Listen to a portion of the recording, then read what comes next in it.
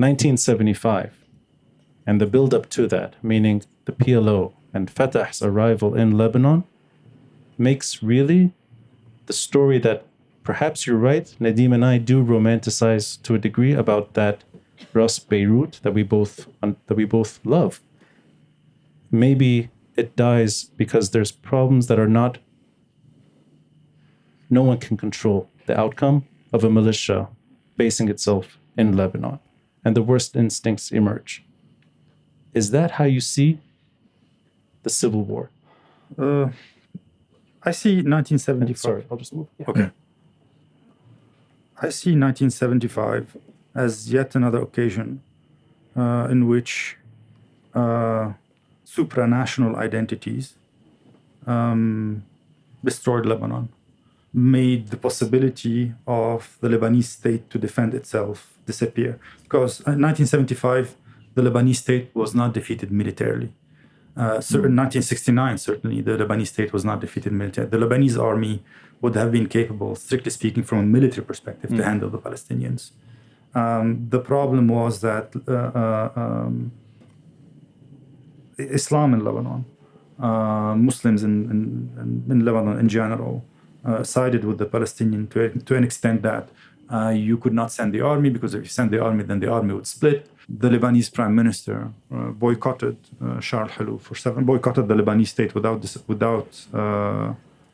presenting his resignation. Yeah. And that led to the paralysis of the Lebanese state, which also implied the paralysis of the Lebanese army.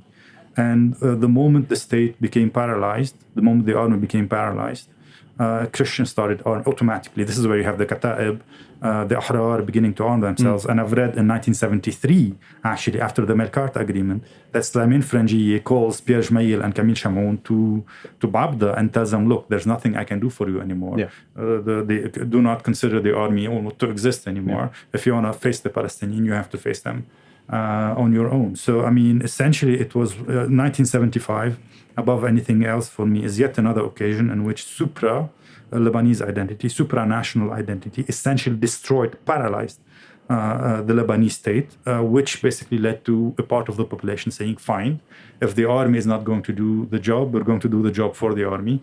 And this is where you know, hell breaks loose. Yeah. So that's 1975. The problem is, this problem of supranational identity, supranational loyalty is still very much alive today. I mean, when Hassan Nasrallah tells you, I am a soldier in the army of Al-Wali al-Faqih. When Najib Miqati tells you that Saudi Arabia, marja'iyat ad-diniyya wa siyasiyya, Saudi Arabia is not just my religious reference, it's also my political reference. So it basically means 50 years later, we're still facing the same dilemma, the same problem. And that problem is the supranational loyalties of a sector of the population. I'm not going to call that sector the Druze, because they're not the Druze. They have a very local identity. I'm not going to call that sector the Maronites, because there's not the Maronites or the Christians. Because people in Mount Lebanon, Druze or Christians, have a very local identity. The problem remains the same. The problem remains, since the foundation of Lebanon, the supranational identities of Sunnis and of Shia. Now, before I end, I want to say something. When I say that, I'm not attacking anyone. I mean, for hundreds of years, you have the world of Islam living, under the Ottomans or before, living in caliphates, living in one caliphate after the other, living in some kind of organic unity. And that was a problem for the Christians because they were Zummiyin. That wasn't a problem for the Sunnis. And so at some point, the Ottoman Empire collapses. The Christians are able, with the help of France, to impose on Muslims an identity or, a country that they never wanted. So I'm not blaming them for having supranational identities. I am saying, however, that these supranational identities at every single turning point is preventing the Lebanese state from acting as a state, because it's so to speak, giving the Lebanese state on a plate of silver to its enemies, whether they be the PLO at some point or whether they be the Iranian regime at this point. So I'll ask you, Nadim, in a bit, but just to, if I could use that marker and then try to fast forward until today, Yeah. without getting too detailed, just the narrative, Yeah. that with or without the PLO and Lebanon, Yeah. this remains an existential issue, regardless. Oh, absolutely. I So agree. the civil war outbreak is not really what tore Lebanon apart. It's supranational identities that are not able to coexist. Fundamentally, yes. The PLO happened to be the trigger in 1975. Yeah.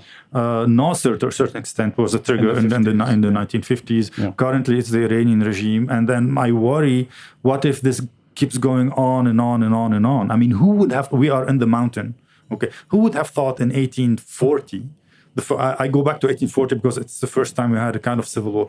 Who would have thought in 1840 that 200 years later, we're close to 200 years later after 1840, right? Who would have thought 200 years later there would still be civil wars in Lebanon or ethnic conflict?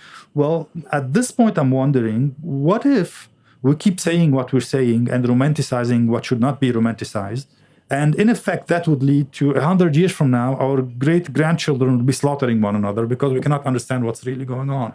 So this is why I'm the great, although in my personal life, I love romance, but in politics, I'm the great anti-romanticization. I am for cynicism, actually. I am for that. I am for realism. And I understand that nobody likes a realist. Because people want to hear something that the realists do not say typically, because the history from a realist perspective is very gloomy. I mean, history is marked by violence and evil but it is what it is. And the realist comes and tell you, well, it is what it is, and okay, maybe we can do something about it, maybe not, but certainly we should not be again romanticizing what should not be romanticized. I will not romanticize. No, I'm not accusing you. I will not romanticize the Christian decline of Lebanon. Yeah. That's not deserving of any romance. So that section will get its due. Yeah. And I promise that's something that we started at MTV and we can pick up from that here. So there's no romance in a community that doesn't feel politically or in numbers at home right now.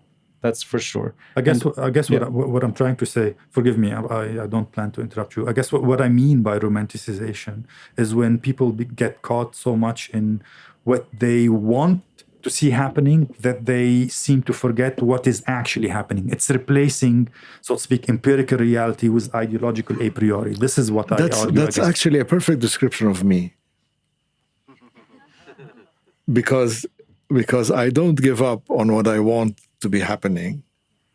Like I don't see I mean, I don't want to get into historical interpretation. It'll take 16 hours. All right. But in a nutshell, you see the Christians as the victims, and they are the victims today. And you need fuck! What the hell was Shuhaida. What the hell was that? That was not part of the conversation. No, you can. That was a bleep. That was a locust. No, was it? Yeah. No, I think it was a. No, that was a bat. No, bat. A bat. Yes. It's attracted to long hair. That's. Let me. No, so let me. Yeah. So. And you want to protect one victim, and I see everybody as victims, and I want a future where everybody can live. So, for example, Hezbollah is indisputably. We're going too far. We're going to go there later. Let me take it back to the understanding of the Civil War. So Hicham doesn't talk about 1975 as the trigger per se. It's supranational identity. No, I talk about as a trigger for something deeper. That's what I meant. Sorry. The depth of it is not the PLO bringing out the worst in us. It's something deeper. And he just said it. Do you see George Habash and Wadi Haddad and Shafi al-Hout were students of my father at AUB, and I know them. And when the Civil War started, they sent us people to protect us in Ras Beirut, and so and they're not Muslim. that's one thing. Do you see the depth beyond 1975? They're also not Lebanese. They're not Lebanese. Okay. Well, I mean, how many? They're not Lebanese. They're from. For me, they are Lebanese because for me, being Lebanese is the attraction of all these people from. But can I take it back? Ashrafiyeh was not Lebanese before 1860. Just the trigger, the way we talked about it, and the depth for what Hicham describes as a much deeper issue. Do you look at the structural problems of Lebanon in a similar way of supranational identity, or is it strictly a security problem like the PLO? I think nationalism is a bit overrated, and this famous phrase that people like quoting, that two negations do not make a nation, of George Nakash. I don't see the problem with the two negations. I see the problem with the nation. We are not a nation state. We are the remnant of an empire. An empire rules over several nations, and they coexist in the cities of the empire. Sometimes they kill each other. Sometimes there is tension. They all have their external connections, and they are affected by global conflicts, if you like. So we are a bit like that. I wouldn't like to live in a nationalist state where, if the Sunnis of Lebanon, if, as he describes them, have sympathy with Abdel Nasser, then we have to lock them up in jail and prevent them from publishing, or prevent them from... Is that what I said? No, but if they how do you prevent... No, you said that the Sunnis had extra territorial loyalties. Yeah. Okay, it's not an insult. It's not an insult. I think that's true. So basically, we were the only free zone in the whole region. In those days, since we were the only free area in the whole region. You're right. So the only place where regional ideas surfaced was here, and the only place where they clashed was here.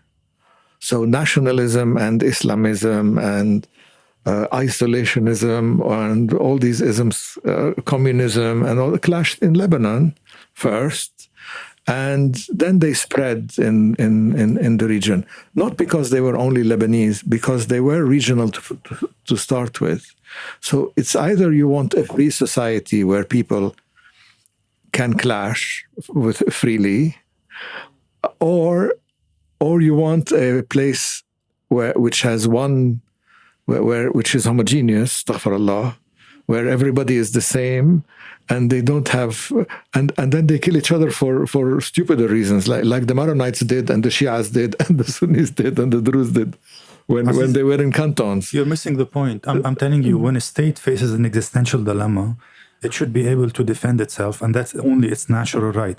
Unless there's no common identity bounding together the people living in that state within a certain narrative that everybody accepts. And then what you have is a civil war and the breakdown of the state.